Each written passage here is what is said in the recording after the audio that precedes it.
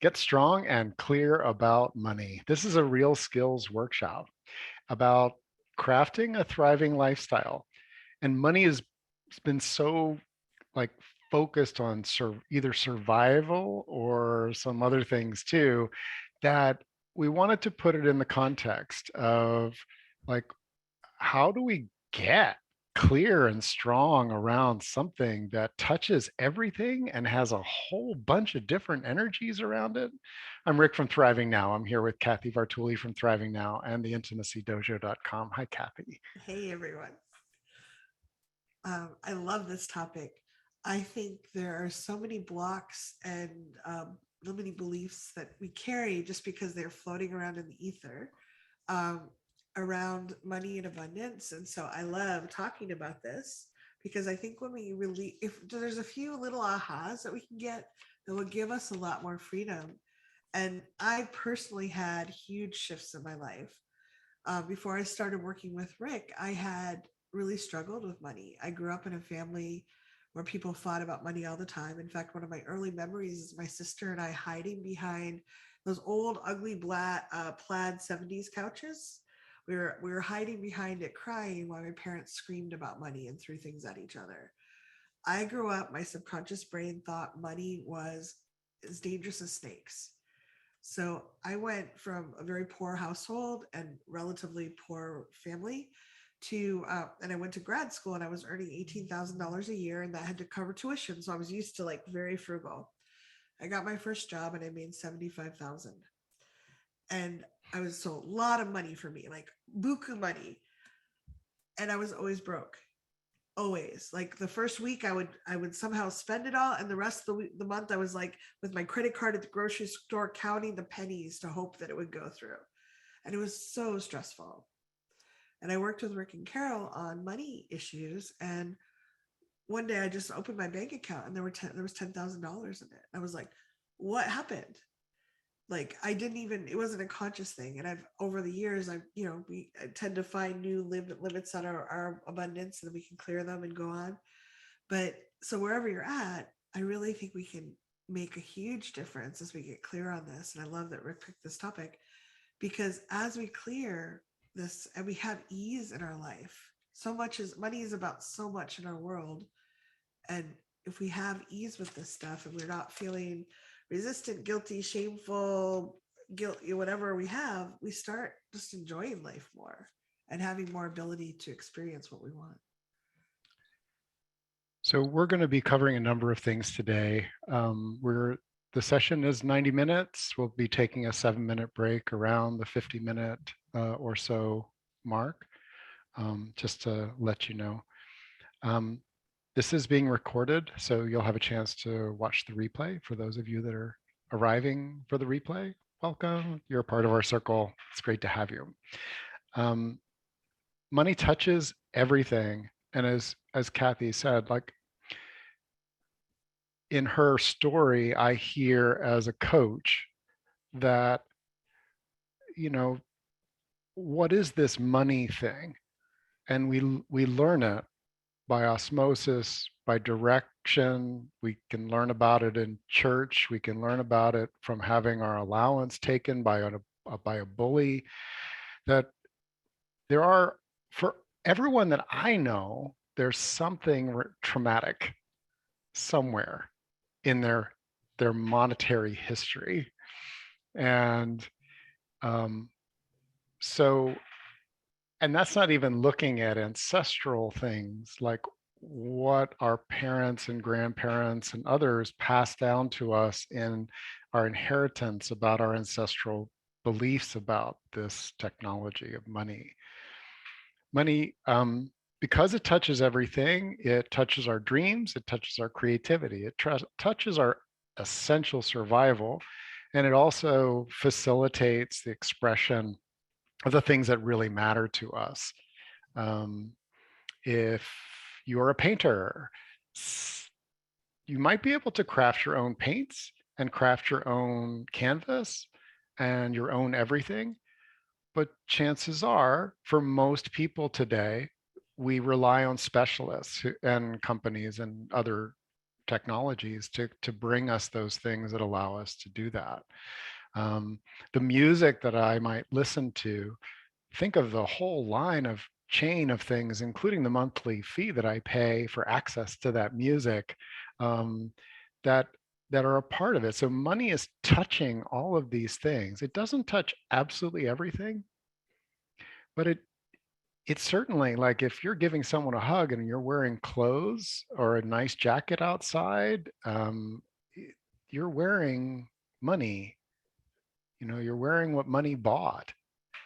And so in emotional work, when we're crafting our world, being aware of like, oh, I do have some stories about money. And as you quiet the story a little bit, like in Kathy's story, money are like snakes, and she's not very fond of snakes.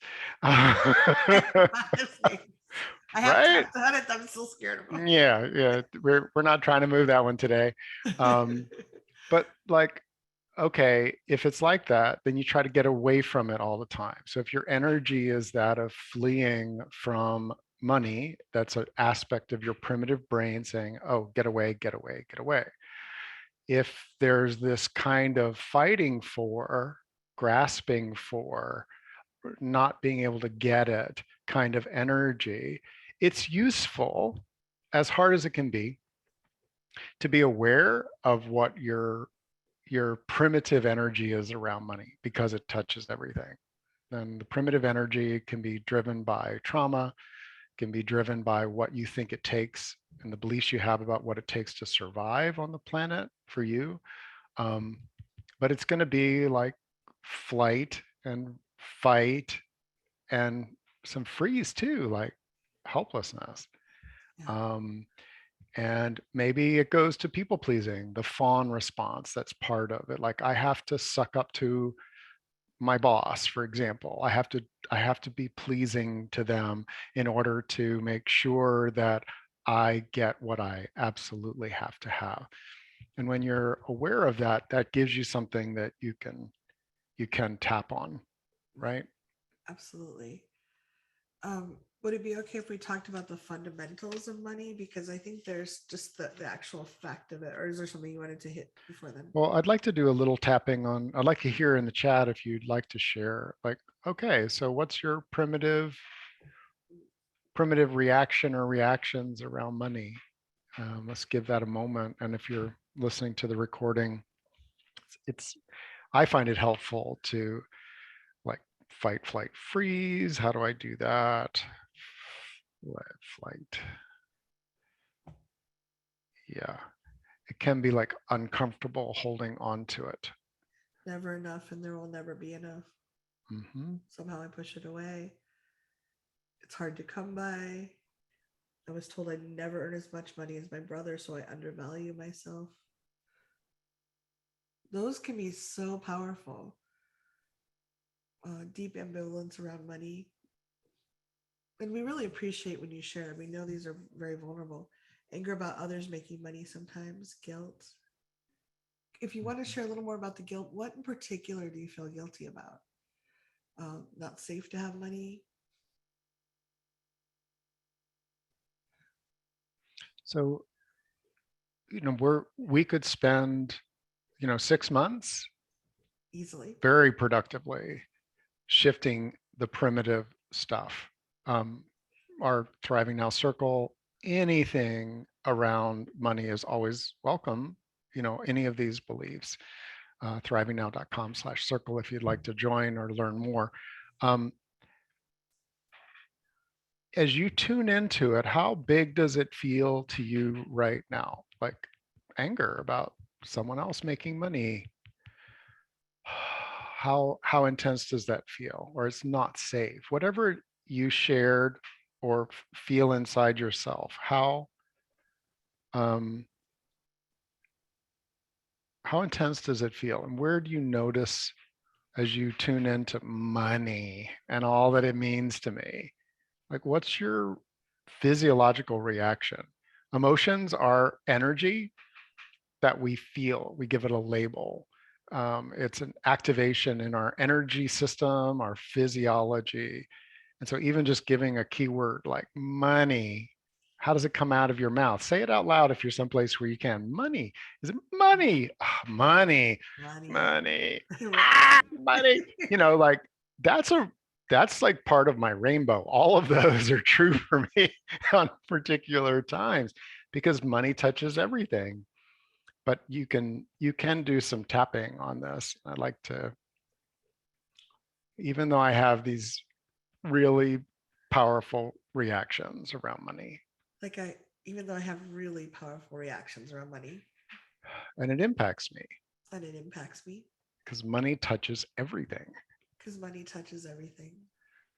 I would really like to be stronger and clearer about money I would really like to be stronger and clearer about money and not let my primitive brain guide the whole show. and not let my primitive brain guide the whole show. Top of the head. I have some real survival fears about money. I have some real survival fears around money. Eyebrow. I have some real status issues around money. I have some real status issues around money. Side of the eye. I have guilt about money. I have guilt about money. Under the eye. I start feeling sick to my stomach. I start feeling sick to my stomach. Under those, I feel these feelings in my body. I feel these feelings in my body. Chin, it doesn't feel neutral. It doesn't feel neutral. Collarbone. Money can be really stressful. Money can be really stressful. Just ask anyone. Just ask anyone. And I would like to be a bit stronger And I would like to be a bit stronger and a lot clearer and a lot clearer about how I want the energy of money to flow in my life. about how I want the energy of money to flow in my life.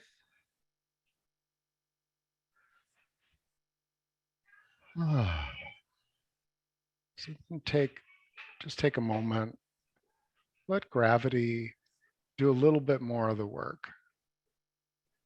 So part of getting stronger and clearer is the calming.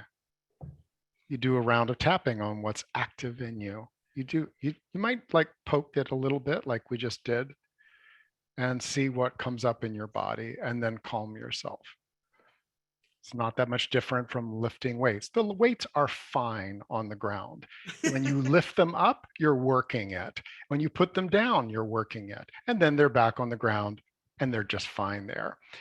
Our emotions, sometimes when it comes around money, if you're building some muscle around it, take what's coming up alive, give it some oomph, and by tapping with some clarity or at least some questioning, like I want to be stronger about money. I want to be stronger about money. Eyebrow, it touches everything. It touches everything. Side of the eye. And I would like more strength. And I would like more strength. Under the eye. Some clarity would help. Some clarity would help. Under the nose. I don't want to run from money. I don't want to run from money. Chin, I don't want to fight for money. I don't want to fight for Collarbone, money. I don't want to freeze around money. I don't want to freeze around money. Under the arm. Money is a natural energy. Money is a natural energy. It's used for exchange. It's used for exchange.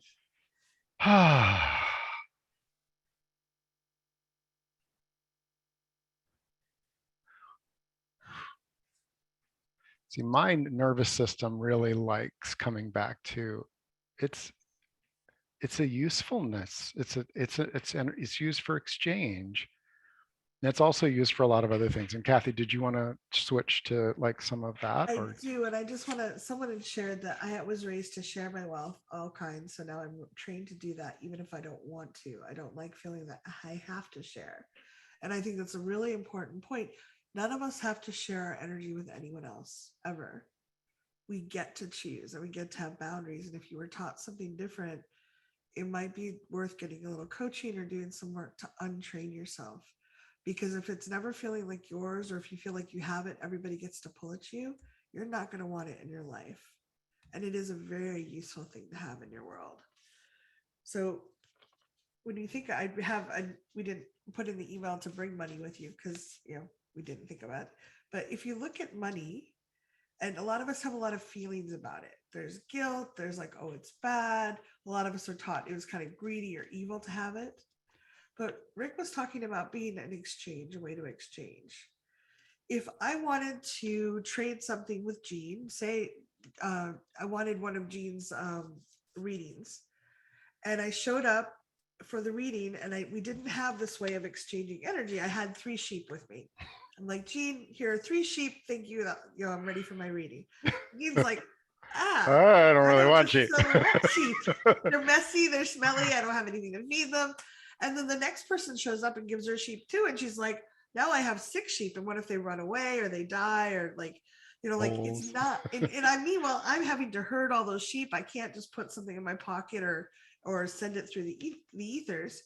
So this becomes a really beautiful way that we've agreed to as a society to say, this is a way of sending my stored energy to you to use for your things. Now there are people that use this for corruption, for greed, for control, for power. And there are people that use it for heartfelt energy.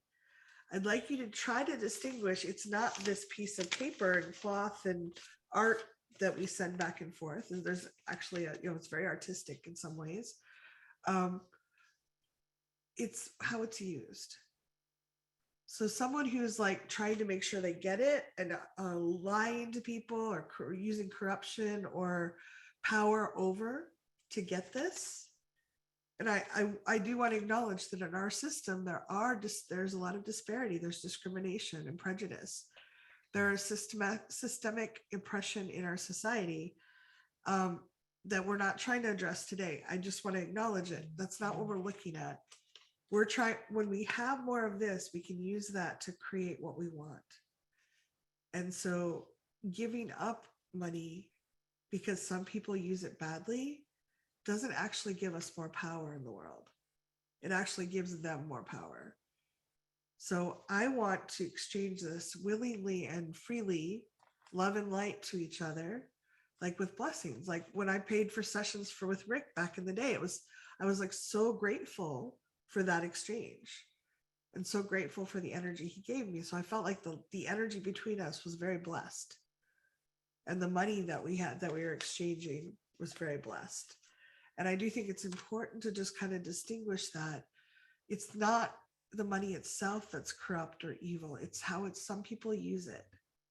But us giving up on money because some people use it badly does not give us more power in a world where money is part of the status and part of the thing people look for. Mm-hmm. And I've had a lot of people, I work with a lot of activist people, and they're like, well, there's a lot of people that don't have money. And I'm like, yes, that's true. There's also a lot of people, whether because of pollution or illness, aren't getting enough oxygen. And if I hold my breath, does that give more oxygen to them? Mm. It doesn't. It just makes me less able to help them if I chose to. It takes away from my life. And Rick's going to talk a little bit about how money is like, it's just an exchange that they just print. It's not this closed circuit where there's only so much of it. It's really like sunshine. And if I go outside and let sun on my skin, that feels lovely and abundant. And if I never leave my house and I say, oh, there's not much sunshine, I'm like, what can I do differently? How can I open myself to that? So I'd like to do a tapping here just on that, because money is a store of energy, a store of value. And sometimes that energy, especially for those of us that are sensitive, can feel really off. And like my nervous system sometimes has a difficult time differentiating like the neutral carrier of a store of value and like the predominant way that it's depicted. Yeah. Right. So like money's the root of all evil. That I heard that when I was growing up. Money has made this session together possible. I can't make sense of money which made this possible, this gathering. And money is the root of all evil. And we could like go into all the details there, but I'm from when we're crafting a thriving lifestyle and there's something in it that can be both pleasing to us and also intense contrast, um, it's useful to be able to differentiate. And we have a specific example going on in the world right now, which we'll tap on in a minute, if that's okay for folks.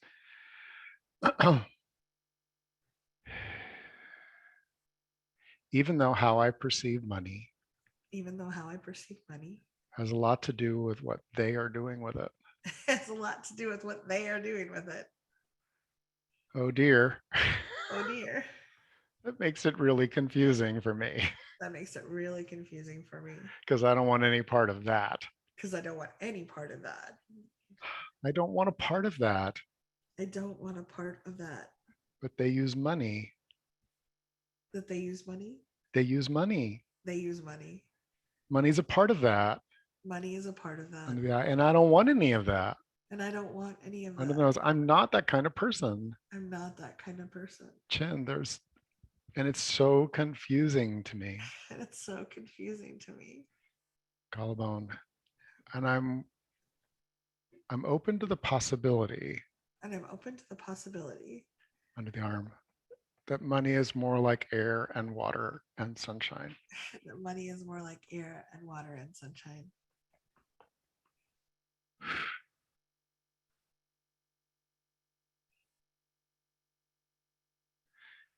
Now that I believe that air and water and sunshine are nature's technologies. Like water is amazing. It's just the more that you go into water and its different forms and how it's used and everything, like you could spend a lifetime delving deliciously into water. And even there are people that are doing experiments with water where they curse at the water and then freeze it and look at the crystals, or they just love on it and let their dog lick the container. And it's like, oh, you're the best water ever. And you freeze it and the crystals are different. What's up with this? Um, there are ways of going deep into that. And we know that water can be used to drown someone. I don't want any part of that.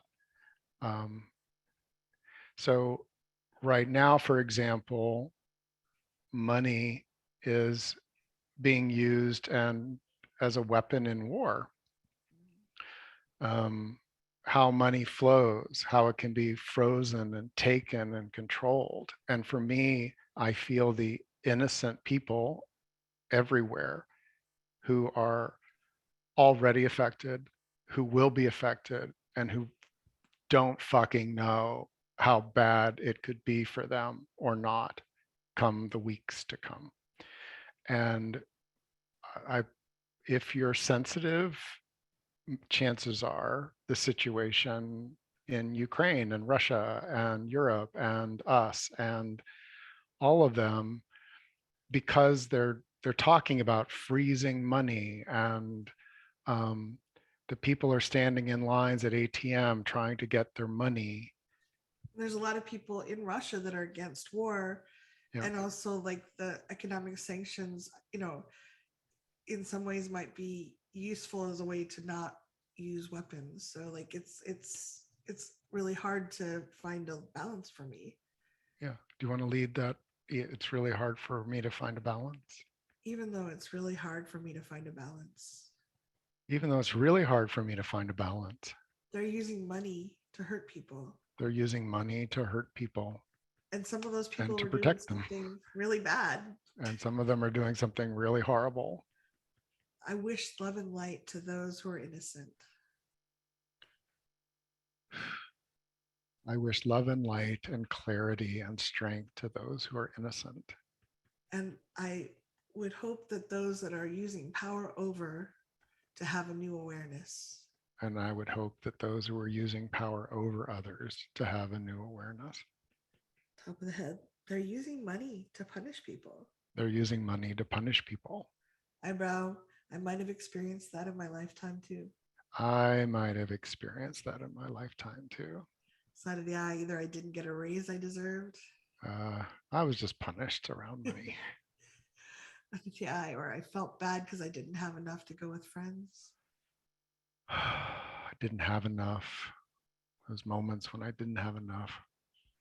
And then knows I'd like to have a new relationship with this energy of money. I really am asking for a new relationship with the energy of money. Shannon, I'd like to have clarity on how they're using it. And I'd like to have clarity about how they're using it and how I want to position myself. Collarbone, this is confusing and it's important. This is confusing and it is important because it touches everything. Under there, money touches everything. Money touches everything. Top of the head. And I want to feel safe and abundant and free. And I want to feel safe and abundant and free. And just take a breath and notice what's coming up. When things happen like the Ukraine, it tends to intensify whatever feelings we have, and it can bring up fear. Our survival brain is like, oh, should I? My mother has been hoarding cans of food for a while now because of COVID and delivery issues, but she now like it's gone to another level. And it's like, like our brain can get caught up in that. It's like, oh, is there going to be enough? Is there going to be implications?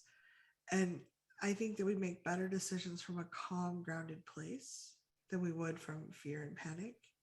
And it's hard when we see something where like this country was just sitting there doing really good, taking care of its citizens, and someone comes in and just starts killing people.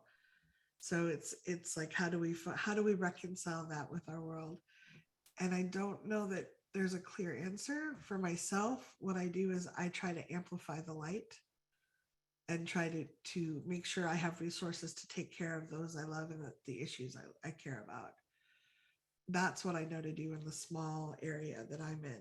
I can't necessarily solve what's happening in Russia, but I can try to take care of myself and stay grounded. And then if I have enough abundance that I'm drawn to, I can send money to help, or I can write my congressman, or I can take action because I have enough resources and clarity to know what I want to do. But trying to do it out of fear and panic is that has never worked really well for me.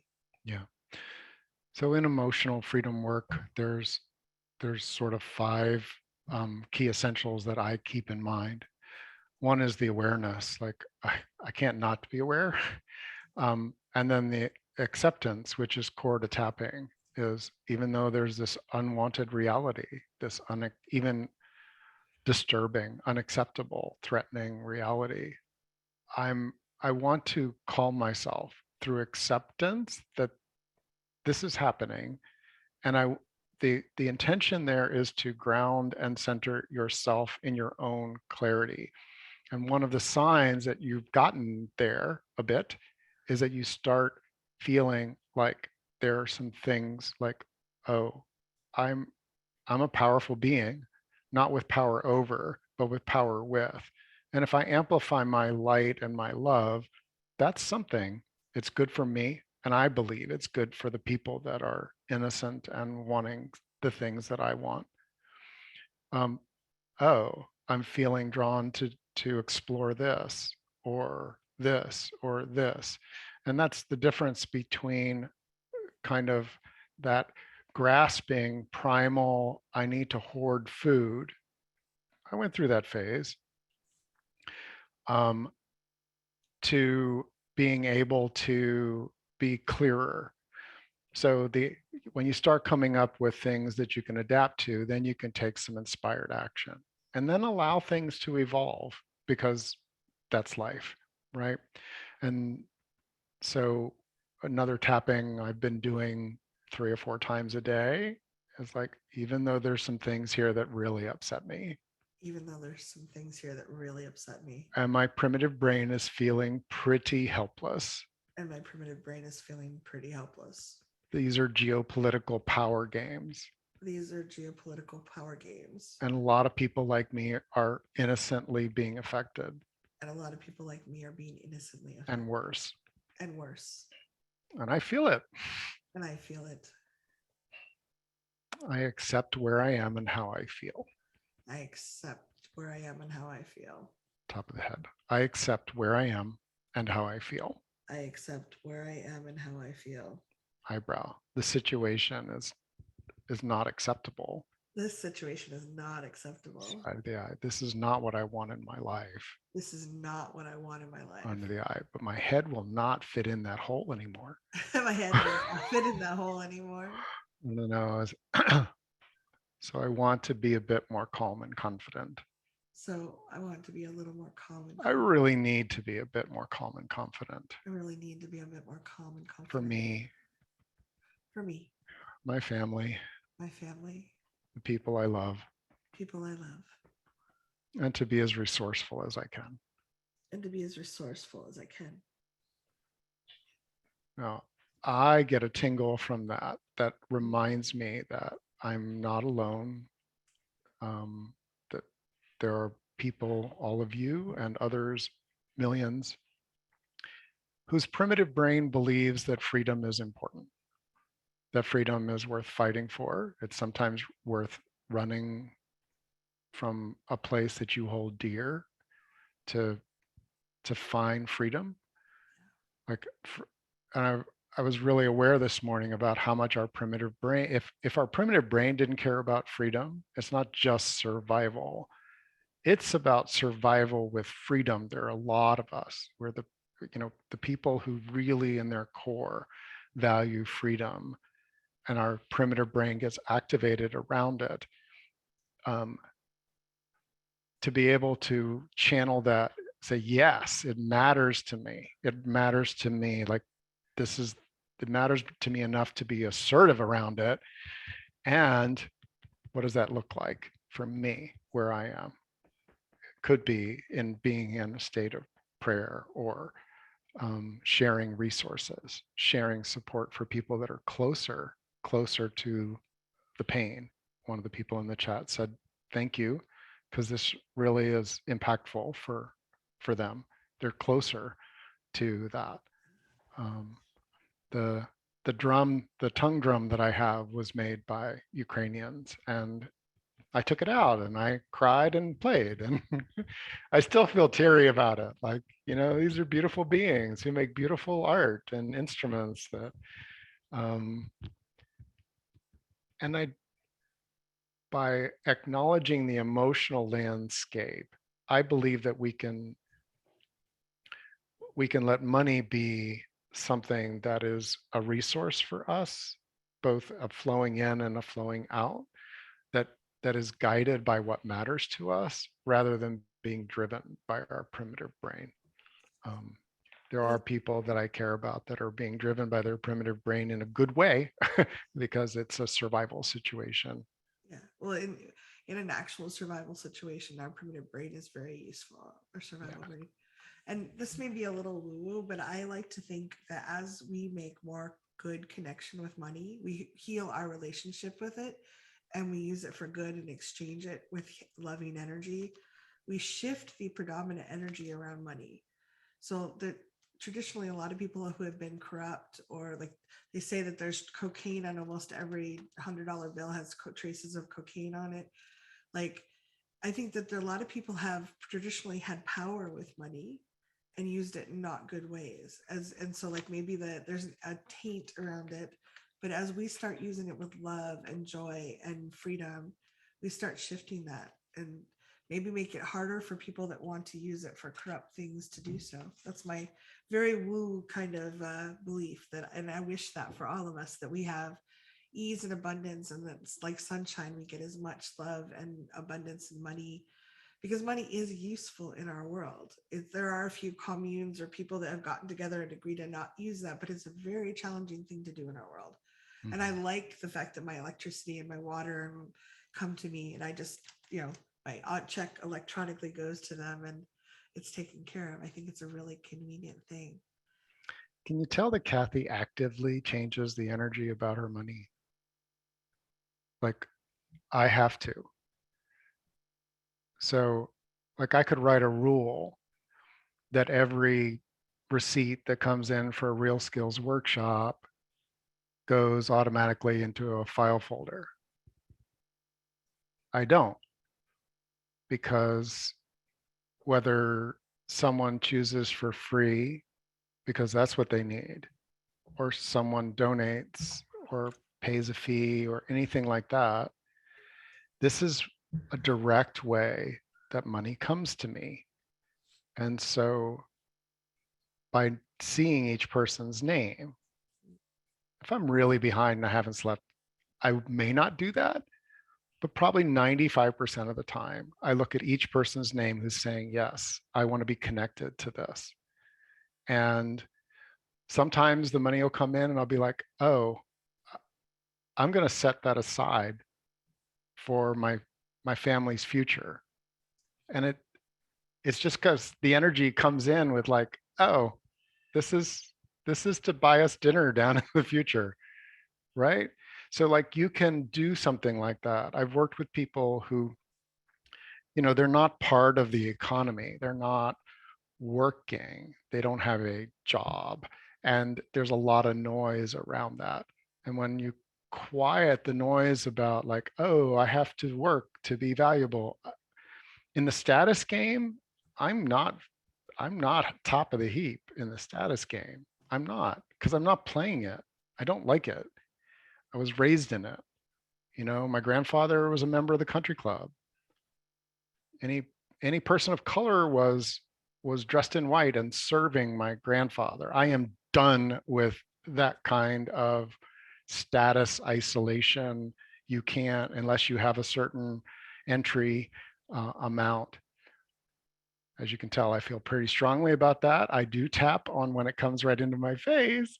Um, but here in the Thriving Now community, we're we meaning me, and the message I'm spreading and inviting is, yeah, like the Super Bowl and the everything else, those money status games are going on, tap tap tap, and money is a useful technology. It facilitates things that matter to me, and that's where I'm attuned, is to be facilitated by money as well as being a facilitator, right? I facilitate this by paying my monthly Zoom fee, right? Like this facilitates this technology. You all who share with us are facilitating that. So it, like Kathy said, if you look at a $20, particularly $100 bills, they say 99% of all $100 bills that have been in circulation have some illegal drugs, cocaine, heroin, or fentanyl, or something like that, that are on them. Um, I believe that most money energy that comes in, I've noticed, needs a little cleanup. And by taking that attitude, um, you'll you might be really surprised at how good $5 feels. And when Um, we're talking cleanup, we're not talking like washing it in the laundry. no, We're we're like, talking about like the energetic, oh, like, oh, even though this isn't enough, that I I really appreciate this flow. So that's using appreciation when yeah, it even doesn't feel like enough. If you want a gallon of water and you get, a helpful. pint, it's not enough. If you need a gallon of water, a pint is not enough. And I I really have noticed in my journey, self-employed in particular, that the habit of tending to the energy of inflow and the energy of outflow of money energy has not magically made me rich. Okay. Like that's because I'm not playing that game. I love being, we're going to talk about the energy and tuning, but I'm talking about something that in a thriving lifestyle, your energetic relationship with money will be a big part of your week, your month, your year, your lifetime. And so emotional work around money energy really puts you in a very different place. You can then operate from clarity about how you want to be generous. Maybe you never want to be generous with actual money, but you can be generous with, like, I'm actually really good at painting bathrooms and my friend needs their bathroom cleaned. Instead of paying for someone else to, I'm going to use my resource to free me up that day so that I can paint their bathroom. Now, that's generous. I And throw that out as an example. I just want to, because someone said, shared earlier, they felt that they had to be generous. True generosity comes through choice, not obligation. Yeah. So if you're feeling like you have to give, that's not generosity. That's your survival brain feeling like you need to show your value or create something different, to like kind of a fawning thing. Look, I belong here. I'm doing enough. True generosity is I don't have to and I'm choosing to. So I invite you, if you feel that have to energy, it comes from a different place, and that energy flow will not feel as nourishing for either side as if you can gently like calm yourself and decide what's really right for you. um, so I think with money, with anything, it's like when we have choice, when we're just grounded and calm and we're like, oh, what do I want to do with this? Do I want to use it to nourish myself now? Do I want to, I have a house, so I have a mortgage, like I'm paying debts from the past that will also allow me to feel comfortable in the future. And I can send this money to I consider it sending it to my future self when I put it in my 401k or my savings fund. It's like, this is for my future self to have a lovely day one day. Like, cause in 10 years, this will hopefully be worth more if I've invested well. So like, I think we kind of, we think about that, and sometimes it means like I want to send it to someone. Like I'll occasionally, when Rick and Adira and Jem and Emerald are having a rough day, I'll say like, does it a sushi night, and I'll send them PayPal so they can get sushi. And I love that I have enough abundance to do that. I mean, it's just fun for them to be able to have an unexpected treat they didn't have to pay for. But I'm using that as an example of, can we have freedom around this, rather than kind of, I think a lot of people do budgeting very rigidly, Yeah. and kind of out of fear, or they're like money, whenever they touch money, it becomes this very rigid have to. And that's not going to increase your abundance or your ease around money. And it's not going to change the energy of this as much as if you can go, oh, wow, this is a blessing here. The universe sent me this energy, or someone sent it to me. How does it feel aligned for me? How do I tune myself to this? And how do I want to share this with different parts, different ages of me, or different people, or directions? Hmm. So we're going to take a break here in a little bit. I'd like to talk, just to share some ideas around how we tune around money. We've been doing that, like changing the energy as it comes in and changing the energy as it goes out. You can, on the outflow, you can look at like, well, what does this matter to me? How do I want to tune it? Um, you know, I I pay taxes, and it's one of those things. It's a have to if you're part of a culture that taxes people. And I don't have control over it, but energetically, I can choose to be like, it's been a tough year for some people that I really care about. And some people, the government benefits that they get really are making a difference. I know it's made a difference for my family.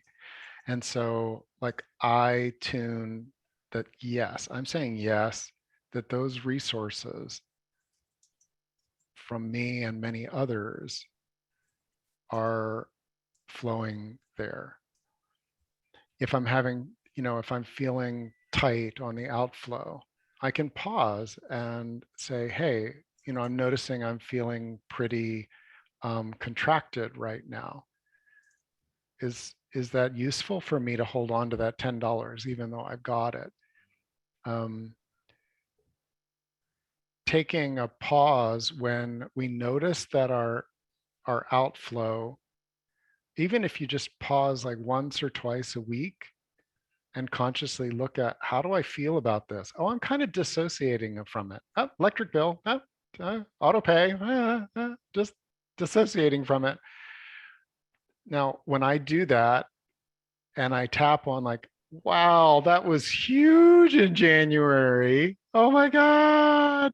I can't believe it was so expensive. It was so cold. I'm And grateful. I didn't, I totally didn't freeze to death all January. So grateful I didn't freeze to death in January. The furnace really kept me warm and my family. My furnace kept me warm and my family. Yeah. And that's what I got in this exchange. And that's what I got in this exchange. That's what I got in this exchange. That's what I got in this exchange. And the lighting And the lighting and the refrigerator and the refrigerator. and the freezer with the ice that's melting. The ice that's melting. uh, it was an exchange. It was an exchange. And this exchange matters to me. And this exchange matters to me. Notice how, like, there's I don't want to let it go. That's that kind of primitive grip. And by getting clearer, just taking a little bit of time, I already feel better about that amount. It feels like, wow, that was a bargain compared to like chopping wood and being, trying to provide for all of those things. Um, and that freed me up a lot of energy to be in my work. Now you see, I hope that you can feel that I'm honoring that I get triggered around this stuff still, but it is like a 4 or 5, sometimes if I'm really tired, an 8, but I know where to go with it. To me, that's part of a thriving lifestyle, is that I don't have to just hide from it or get all angry and use a lot of energy. I go like, oh, even though this sucks, I would have loved for it to have been half as expensive. Totally would have loved for this to be half as expensive. Yeah, I'm tuning to all aspects of it. Yeah, I I'm like the tuning to all contrast, the aspects. comparison, because like it is a lot of money, and yet I know what it takes to build an electric plant, and I don't want to build one or maintain it. And like having to, we wouldn't have this if we didn't have electricity. We wouldn't be able to connect. I wouldn't have lights at 3 in the morning when I get up to use the restroom and get a glass of water. Like there's a lot of abundance, and I think there's definitely days when I'm just paying my bills to get them done, but I try to be as mindful as I can and grateful. And I think that that does change the energy of it, as we're grateful and appreciative when we can. Yeah. Um, So a couple of other things I wanted to mention before the break. Kathy's talked about future self. Honestly, until she started saying that, I hadn't, like, it was years ago, right? When you brought this in, I was like, my future, I'm saving for my future self. Oh, what? What are you talking about? Now I understood about a retirement account, right? Like, oh, I'm saving for my retirement. But that feels completely different than my future self, which my feels more 5 years from personal. now. Yeah. Yeah. Or like, honestly, I don't know what the future is going to bring, but knowing that I could set aside enough for a massage for my future self, because he may really need it, Yeah. or delight in it, that feels very different. I, I, so attuning yourself and noticing the resistance that you may have to even considering your future self. Um, that may be something you need some support or baby steps around. The first time that I did it, I started being like, oh, uncertainty, right? And I actually started shaking a bit. And I was just like, oh, I can't deal with this uncertainty. I refuse to deal with this uncertainty. My future self feels way uncertain. And, you know, if I do the laundry today, I am taking care of my future self. Your tomorrow self. Yeah. My future self will have clean underwear. So you bring it back like a little closer to now can be helpful with that. Um, and the other thing, and I'm going to weave it in, we're going to weave it in a little bit more, is there are attitudes, tunings that we inherited, things that we were told we had to have in order to be a responsible financial person. Yes. Um, and we're gonna touch on some that are like traps that we a culture as cultures have fallen into around money, but also like to invite each of us, if you'd like, look at how you feel about your accounts and buckets and things. Um, for example, retirement account always felt like the dead man's fund, right? Like there was no life in it. Saving for my retirement. Like retirement is not a concept that I understand. It's not what I don't, not working a job that I hate, that I can't wait to be finally done. I don't. I love my work. And so retirement fund was kind of like putting money in a in a we're instructed to do this. It's beneficial for tax reasons. There's all this bureaucratic and other things, and it just had no life for me. I did it. I'm glad I did it, but it still doesn't. If I call it a retirement fund, it really doesn't do anything for me. Recasting its energy as a freedom fund, particularly a family freedom fund for me, because I have a little baby and an 8-year old and a partner and me. So now it's like, oh, oh, like stewarding your freedom fund, cultivating a freedom fund. Dang, that feels different. And I know maybe I'm just weird.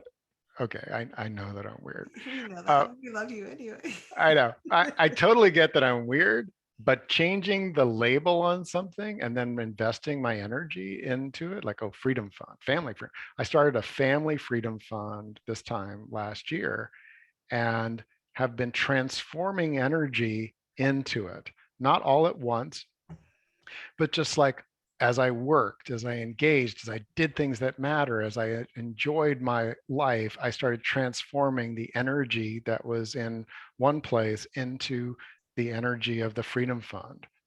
I created a separate account within it, and I started moving money a little bit at a time. And I was like, oh, that balance, even though it's small, feels so different. So over the break, I invite you to consider like, oh, how would I feel, since emotional freedom is our thing, if there was a freedom fund for me that I'm cultivating? And let's maybe we'll pick that up. Um, yeah, my mom.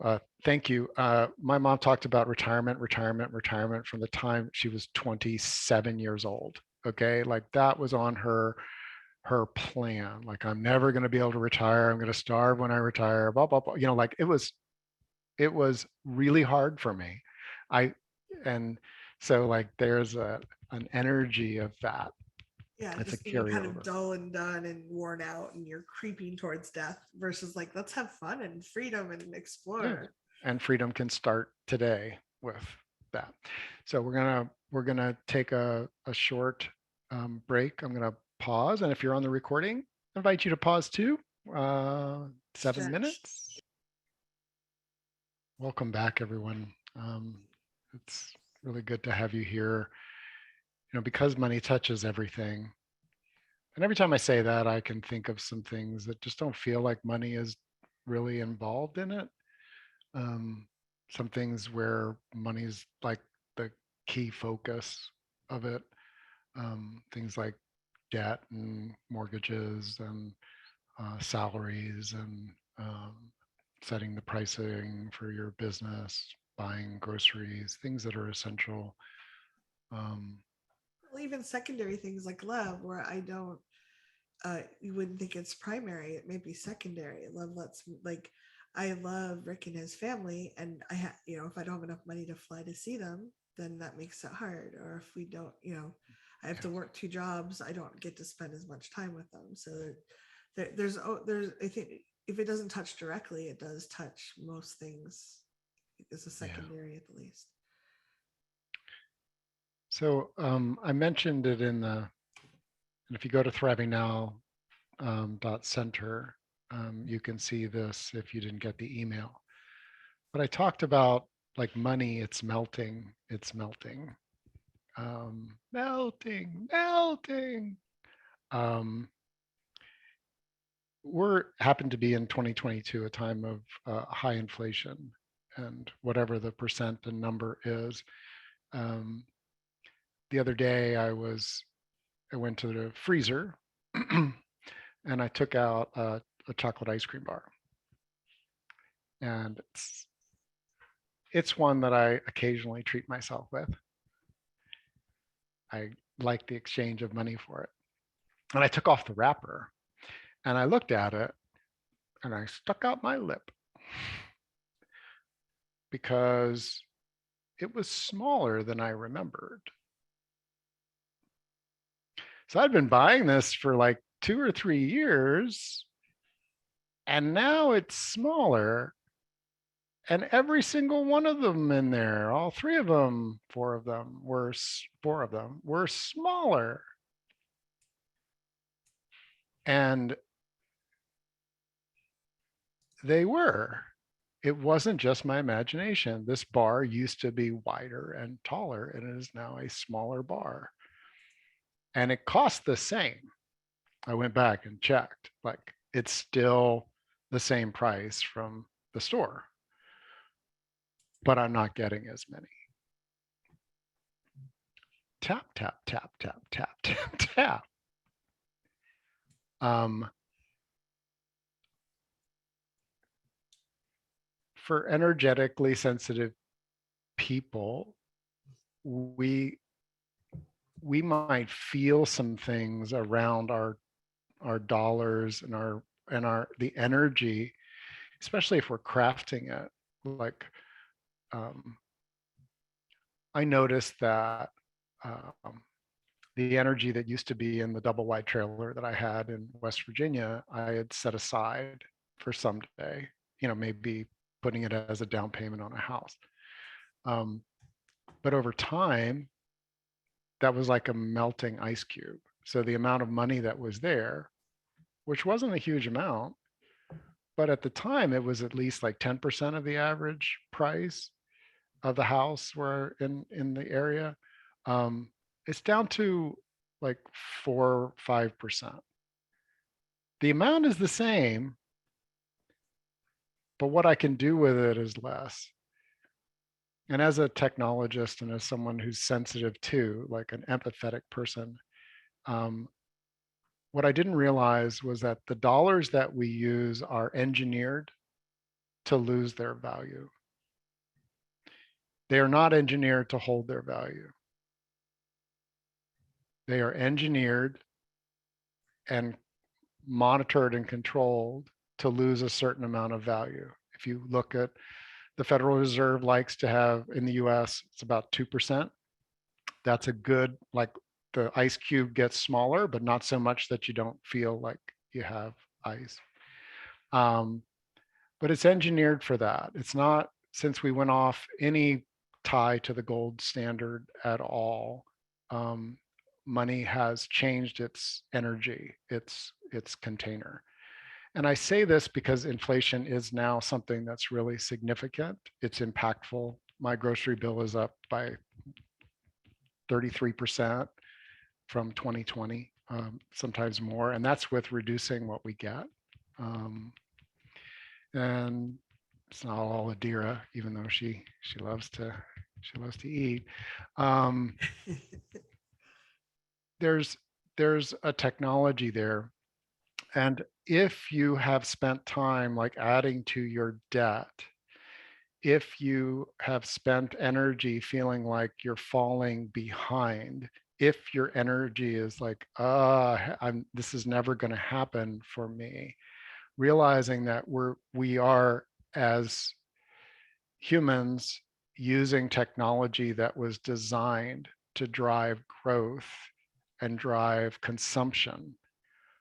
And so for me, I need to be aware of that and find a place where I can be strong and clear that that's happening so that I'm not feeling like I'm defective, right?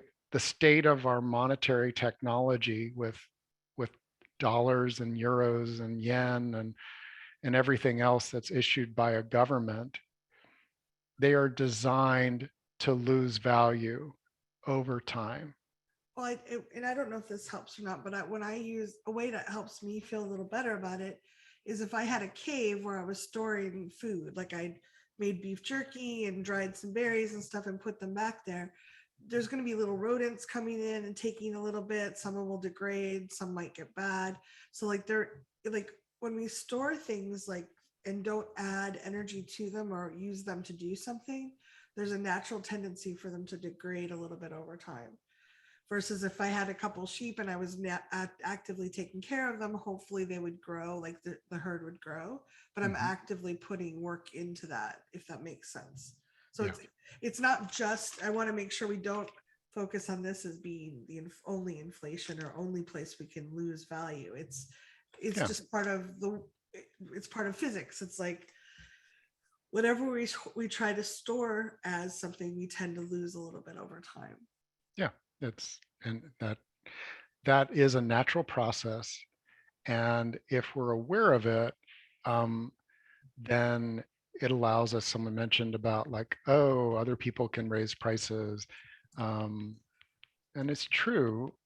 Like, uh, if you sell an essential or you have a captive audience, Netflix just raised their price again to provide even better, more entertainment. Look, I would rather pay $15 a month than And keep level. 20.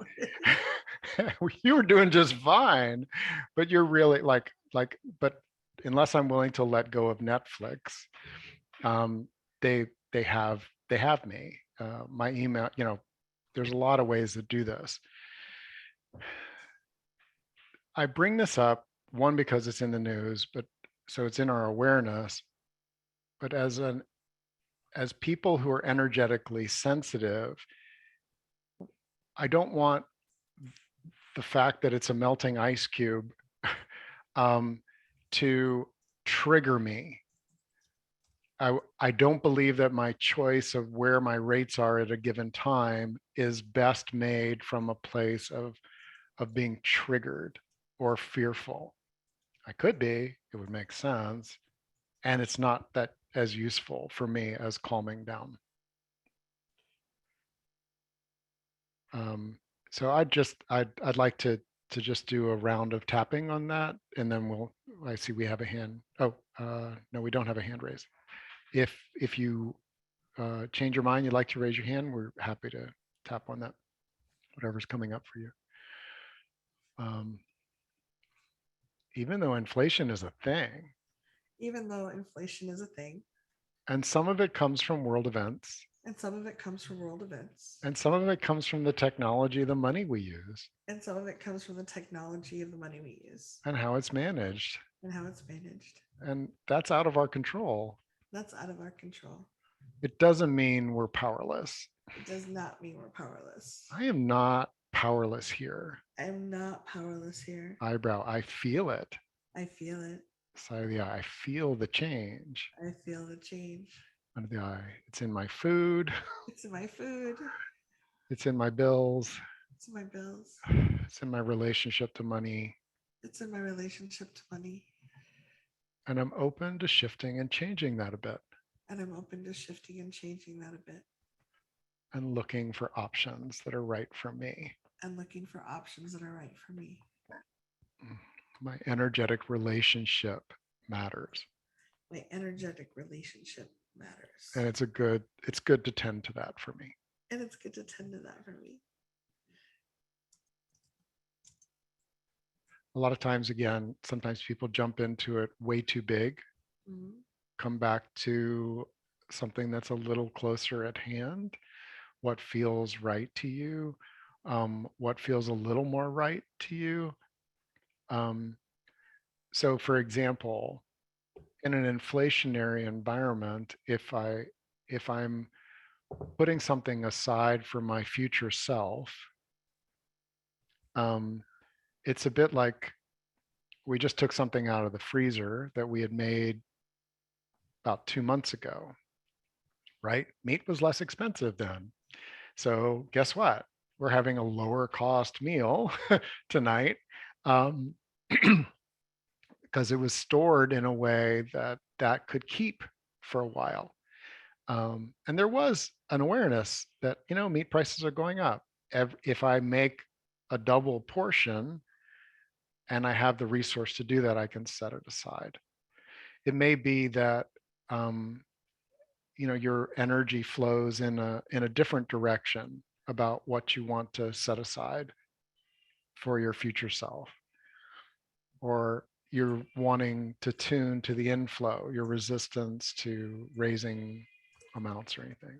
So I have one other thing to talk about, but let's do some tapping with our volunteer. Kathy, you want to do that? Yes, I'd love to. Hey, Margo. Hi. Thanks for bringing what's coming up for you. So like both my parents were really cheap. Yeah. And they like my mom she wore like the same clothes for years. Just the same ugly worn out clothes for years. And my dad would do this thing where the local hardware store would they offered a 5% rebate, not rebate, but if you found something you just bought somewhere else for 5% less. So he would go through the paper looking for ads and then go back with his receipt and the newspaper ad, and then get like $1 back or something. So he'd spend like hours getting $1. Oh, he probably spent at least an hour. Yeah. But it was like, they sort of ruined they sort of ruined it for me. Like I can spend money. It doesn't matter what I spend money on. Like if I buy a new place or I buy my dog food, it's like, it makes me uncomfortable every time I do it, even if I go buy coffee and spend $6. Where do you feel that discomfort in your body? It's in my stomach. It's sort of this anxiety. Karate chop. Even though they ruined it for me. Even though they ruined it for me. And that's the end of all things. That is the end of all things. They ruined money for me. They ruined money for me. They were so frugal. They were cheap shits. I can't enjoy money. I can't enjoy money. And I'm just stuck here. And I'm stuck here not enjoying money. Forever and ever, amen. Forever, ever, till I die. Top of the Not head. even then. Top of the head, they ruined it for me. They ruined it for me. Eyebrow, they were very, very scared around money. They were very scared around money.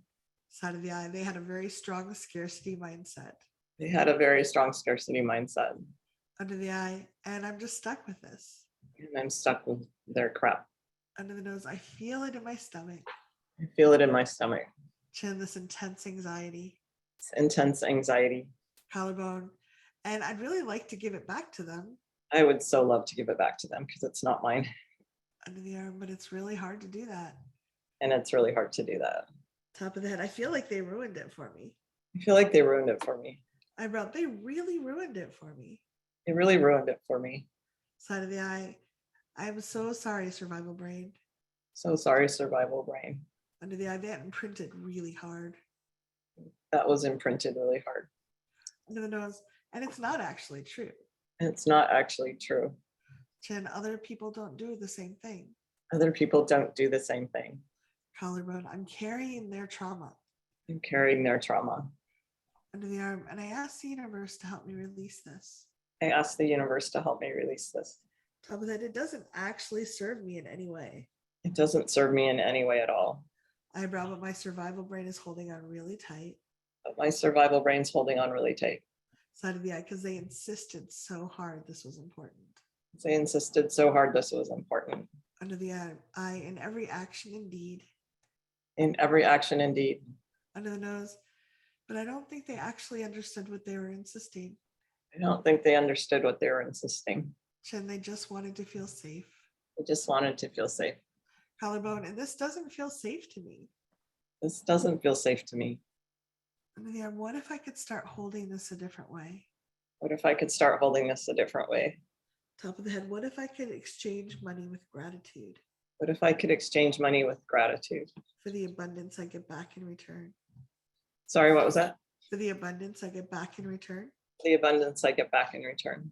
Just take a breath and see if there's any room at all. Because sometimes it's like, I don't know if you've ever had a screen pop edge to edge and you can't get it down. You're like, there's no room. And I know sometimes beliefs feel that way to me, like they're edge to edge. There's no space. But if we can just get just a little sliver of something else, we can start shifting. Yeah, it's kind of stuck there.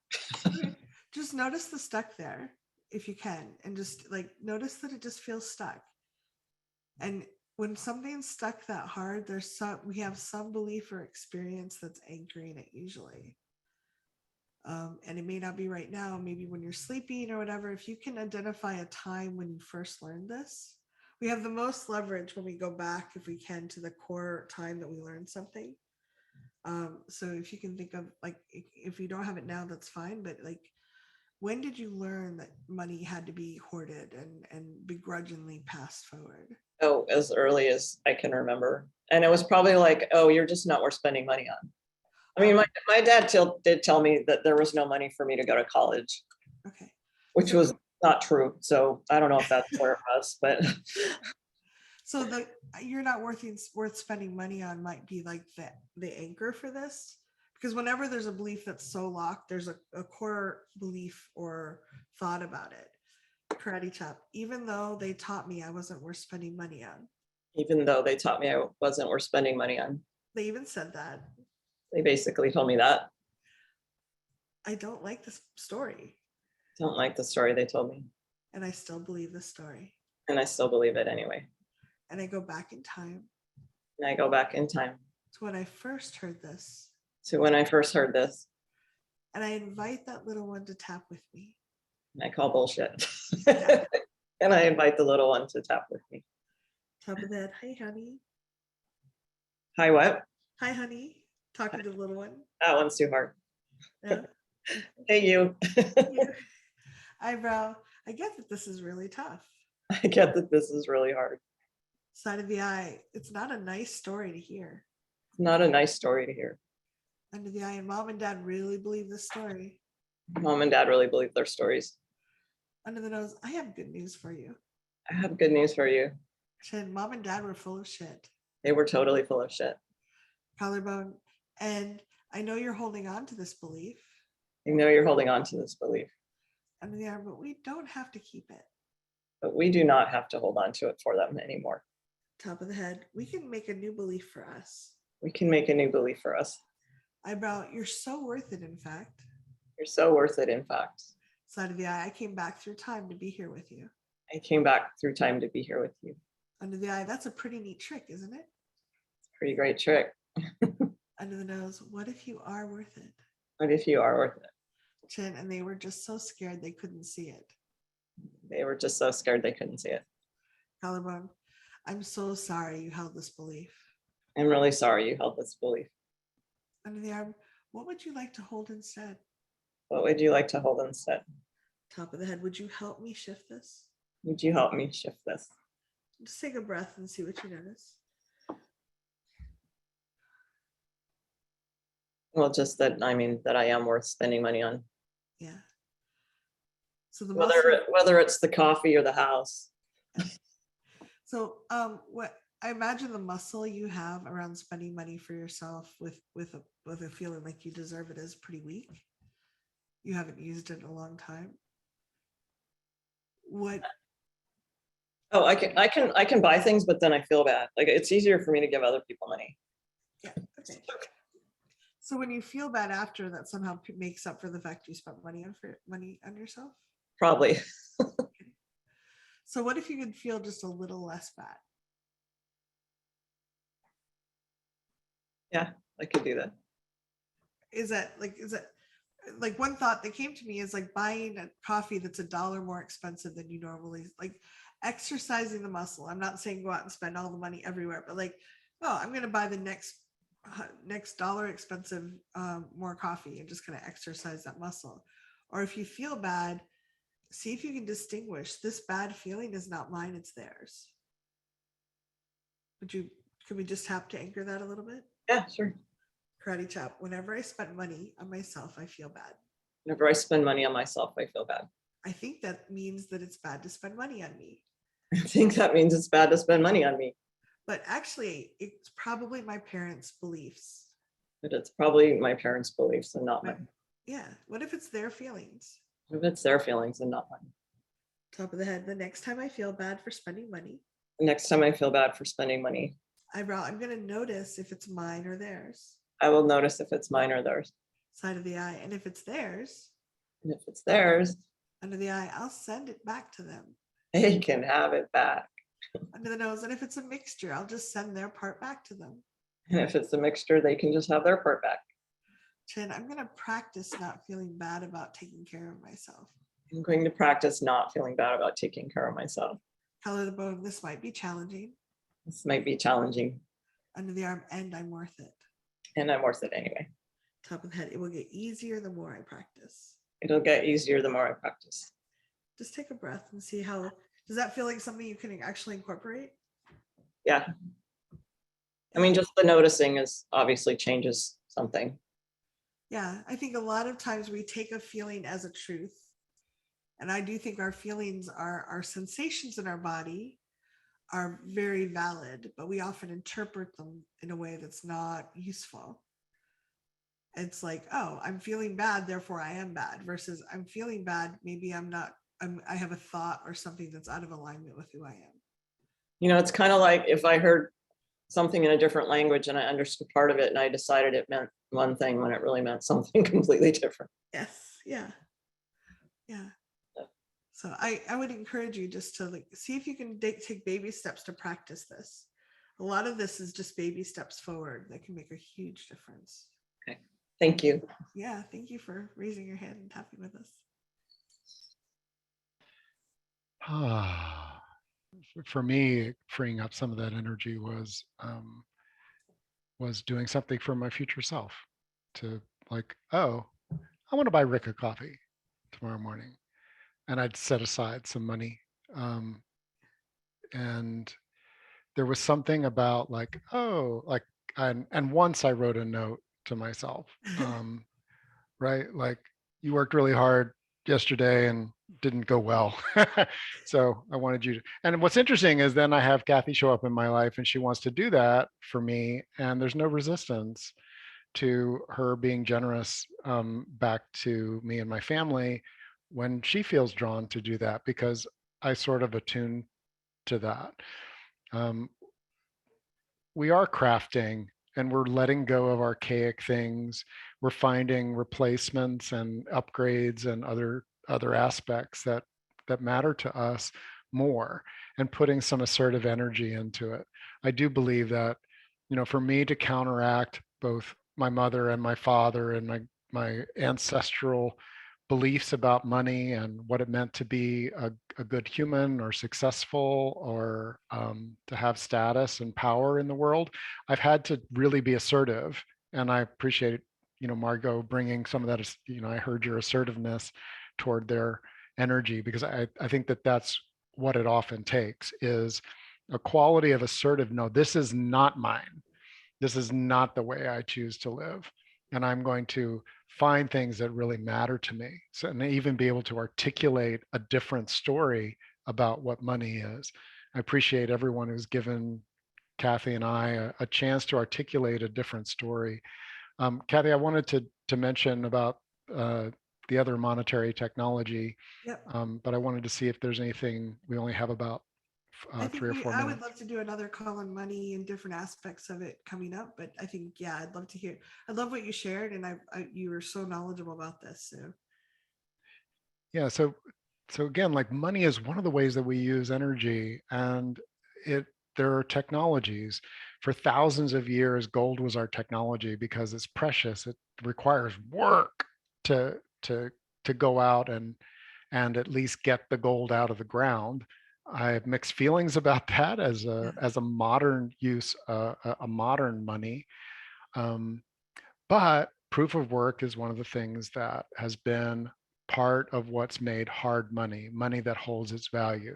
For example, if you had enough gold to buy a loaf of bread in 1500 and you brought it forward to 1750, it was the same amount of gold to get the bread, maybe even slightly less because bread making technology was improving and farming was improving. Um, but our dollars, the minimum wage about 3 years after I was born was $1.25. And if you were given $1.25 in silver quarters, the silver in them as a precious metal today would be worth about $23. So the minimum wage in silver, if it had stayed, would be worth $23.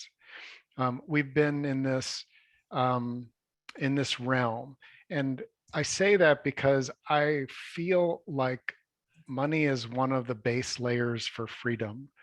And it's not necessarily the way that I was taught, that what you needed to do was to have enough money that you could just, you had fuck you money, right? Like that was financial freedom. You had fuck you money, which, at one point in my life was $1 million and now it's 10. And who knows, by the end of the year, it could be 100. I don't know what that is. What I want to do is look for the ways that that dynamic has destabilized me and maybe taken away some of my creativity, and to look for technologies that are rising that have a different energy space. So I'm just going to mention that there's a monetary technology that was created in 2009. We have 13 years of experience with it. It's called Bitcoin. Now, Bitcoin is very different from all the other cryptocurrencies out there. And I very tenderly want to admit that even as a technologist, I have spent hundreds of hours trying to like tear it apart and like, what is this thing? Because it touches so many different aspects, because money touches so many different aspects of freedom and choice and censorship and power over and control. I just want to say that for me, the way that I'm paying my future self, that's at least 4 years from now, is that I put some of it in Bitcoin because it's engineered to be hard money that is freedom oriented, censorship resistant. I I'm able to, without touching Visa, MasterCard, banks, or anything, I'm able to contribute money toward some kids in Africa who are learning to surf and becoming lifeguards in a tourist, they live very simply, to say the least. But I can just get them Bitcoin sats. A Bitcoin is separated out into 100 million sats. So the kids work on sats and they get paid for teaching, and they get paid for lifeguarding, and they get paid for cleaning up the beach, and they're being supported by people like me as well as the local community. And so that energetically is how I interrelate, so that I've if I have $7.11 that comes to me for this workshop, and I take that and I put it into Bitcoin for my future self and my family 5 or more years from now. That feels really good to me. And it keeps feeling better and better. And it is, it has a lot of different aspects. And I'm saying that I'm open to answering questions and helping support people who choose to look into this. Um, if you're turned off by the speculators, it's a bit like being turned off of $100 bills because of the criminals. There's a lot of human rights stuff that's happening with Bitcoin around the world. There's a lot of the the movement of freedom and choice. There are people that have left Ukraine with 12 words in their head, and they were able to get across the border and then have access to resource Those are the through their passwords. Bitcoin wallet. So if you'd like to know more, I'd like to, before I do a workshop on it, I'd like to engage with some people out on thrivingnow.center. So if you have questions, kind of let me know what you've heard, where you'd like to go with it. Um, and I just appreciate that there wasn't someone we don't even know who he or they or she was who pulled together a lot of pieces to create a technology which now is serving today people around the world who can own a store of their energy imperfectly. There are issues around stability, but not over the long term so far. So I leave it with that as an invitation for you to engage with me and the community or other resources. There's some wonderful books that have helped me to understand why my energy around money was so difficult to um, to stabilize. And one of those was that melting ice cube of inflation, whether fast or slow, it's inherent. And one of them is like the aspect of hierarchy and how we systemically have made it so that it's a lot easier for people that are privileged to benefit from our money than the people that are not. And I stand for us all having equal access to something that's a good store of value that isn't And controlled I'm a by big someone stand for, I else. have Bitcoin as well, but I like to have a balance of both. So Yeah, like absolutely. just make sure that, yeah. I love Rick is very, very knowledgeable about this. He was the one who taught me about it and I did some my own research too. But I just want to, because we're at the end of the call and it looks like there's a lot of interest in more calls on money, information about Bitcoin. I'd like you just to take a moment, if you would, and notice that you showed up for a topic that for many people is more difficult to talk about than sex. There's a lot of shame and status and worry, and I ought to know this. You showed up and you did some work on this, and even a little shift changes your trajectory. You don't have to change your whole attitude about debt today or about money today. Just a little shift and some practice building those muscles can open whole new windows for you. So, if you would just notice your courage today brought you to a place where you could address something in a loving circle with amazing folks with a lot of courage. And you are here and you did something that's going to change your future in a very positive way. And I just want to honor you for doing that because I think so many times we take it for granted. But there's a lot of people that did not do this today. They were off doing something else, and you chose to use your time in a way that I think will add a lot of value to your world. And I just really appreciate your courage and your willingness to do this. And Rick, I really appreciate the love and the thoughtfulness you bring to this and all the insights. Yeah. Thank you all for making this possible, this time together. Thriving Now Center is a place where we cultivate the energy of our community and we share and support and wisdom and questions and feedback. So not only is the replay posted there, but also you are invited with hearty enthusiasm if you'd like to drop a note there. If that's a bridge too far for you, support at thrivingnow.com comes to Kathy and I, and that's fine too. So thank you all. Appreciate it. Everyone, have a great day. Bye for now.